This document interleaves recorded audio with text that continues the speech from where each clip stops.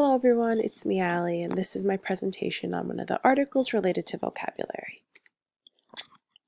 The complete title of the article I read was Thinking About Words, First Graders' Response to Morphological Instruction, written by Naisha D. Freeman, Diana Townsend, and Shane Templeton. Just a bit of background on why I decided to choose this article. The title was enticing to me. It was a juicy title that related to the group of students that I service Monday through Friday, so I thought I'd give it a read. The authors of this article start off by explaining that early literacy instruction often focuses on phonemic awareness, phonics, fluency, vocabulary, and comprehension. They soon bring our attention to the fact that morphology isn't formally introduced until third grade. This led them to wonder what the benefits would be if morphological instruction with Greek and Latin roots were explicitly taught, and just how this knowledge could nurture language awareness and improve problem-solving skills during reading. The participants in this study were 3 students. The 3 kiddos were 7 years old at the end of their second semester in first grade. They were located in a private school called Williams Elementary, somewhere in western United States. This study was solely done there at Williams Elementary. It was a small group after-school science literacy intervention group that met twice a week for 45-minute periods for a total of 3 weeks. The data for this was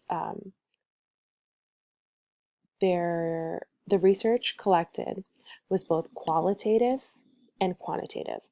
Qualitative, of course, focusing on the information that cannot be expressed with a number, and quantitative, which does have a number attached to the data. All of these intervention sessions were recorded and transcribed. Data was collected at different times for different purposes within the study. Before the intervention began, students were assessed to check for their reading and spelling levels. The result of this testing proved that participants had a range of levels that required multiple instructional approaches and multimodal presentation. Data was also collected pre and post the small group interventions. So these 2 measures that were administered, these 2 following measures were administered individually. So morphological word sort was where the objective was for students to observe. The objective was to observe how students associated words with similar morphemes ranging from easy, medium, to hard. So easy words had simple prefixes, and base words, prefixes such as re and un, and base words such as do and make. Medium words had Greek and Latin roots, such as bio, astro, and geo. Hard words had morphologically complex words with internal word patterns, such as ject, like in the word objection, reject, inject. Another was called the Derivational Relatedness Interview, or DRI, where students were asked to read or listen to word pairs and evaluate how the terms were similar. So an example would be the word hunt and hunted, how are they similar? Play and played, how are they similar? Kick and kicked, pull and pulled. A few of the interventions that were done, there were 3 tasks that the students engaged in. One of them was root identification, the second one was problem solving, and the last one was production tasks. I'll be talking a bit more about the intervention tasks now. So root identification was used as a pre-reading strategy where students skimmed a text for the roots in morphologically complex words, and they colored them in with highlighters.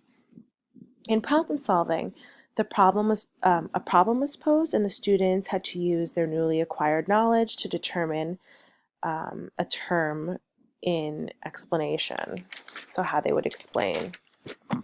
And And then in production tasks, they added roots to their interactive word wall where students interacted with new vocabulary by displaying pictures or illustrations next to the word.